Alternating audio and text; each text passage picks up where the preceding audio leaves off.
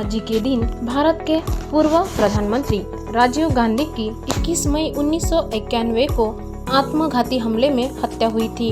उन्होंने अपने कार्यकाल में श्रीलंका में शांति सेना भेजी थी, जिससे तमिल विद्रोही संगठन लिट्टे उनसे नाराज चल रहा था।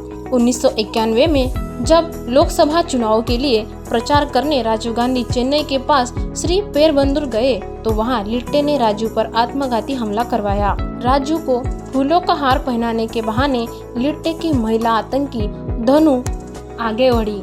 उसने राजू के पैर छुए और झुकते हुए कमर पर बंधे विस्फोटकों में ब्लास्ट कर दिया।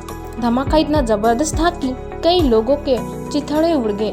राजू और हमलावर धनु समेत 16 लोगों की घटनास्थल पर ही मौत हो गई, जबकि 45 लोग गंभीर रूप से घायल हुए। देश के पहले प्रधानमंत्री जवाहरलाल नेहरू के नाती और इंदिरा गांधी के बड़े बेटे राजू ने ब्रिटेन में कॉलेज की पढ़ाई की थी। 1966 में वे कमर्शियल पायलट बने। राजनीति में आना नहीं चाहते थे, इसलिए 1980 तक इंडियन एयरलाइंस के पायलट बने रहे। उस समय राजू के छोटे भाई संजय गांधी जरूर राजनीति में सक्रिय थे। 1980 में विमान हादसे में संजय की मौत के बाद राजू राजनीति में आए।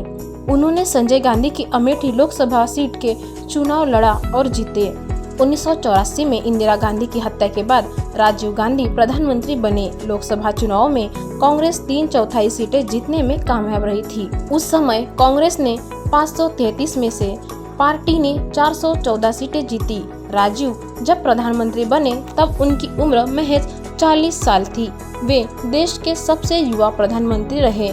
उन्होंने अपने कार्यकाल में स्कूलों में कंप्यूटर लगाने की व्यापक योजना बनाई, जवाहर नवोदय विद्यालय स्थापित किए, गांव-गांव तक टेलीफोन पहुंचाने के लिए पीसीओ कार्यक्रम शुरू किया। इस दौरान भ्रष्टाचार के आरोप भी उन पर लगे। सिख दंगे, भोपाल गैस कांड, शाहबानो केस, बोफोर्स कांड, काला धन और श्रीलंका नीति को लेकर राजू सरकार की आलोचना हुई। लिहाजा चुनाव में कांग्रेस की हार हुई और वीपी सिंह की सरकार बनी। 1990 में ये सरकार गिर गई और कांग्रेस के समर्थन में चंद्रशेखर की सरकार बनी। 1991 में यह सरकार भी गिर गई और चुनाव का ऐलान हुआ।